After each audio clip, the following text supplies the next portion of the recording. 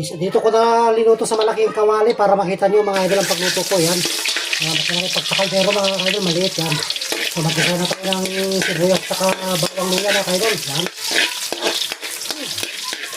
Mga idol, total naka-prepare naman na yung ating sayote. Saka sao ng malunggay mga idol. Yan. Yan mga idol.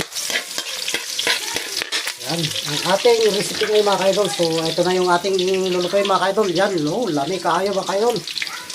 So, gisa natin yan mga kaidol para ano. Yan. Yan mga kaidol. Yan mga kaidol, yan. Sarap. Yan. Laman loob yan ng manok mga kaidol. So, ito may itlog siya na yung palabas na malaki. Yan, masarap yan mga kaidol. Yan. Yan mga kaidol. Isa lang natin siya sa sibuyas,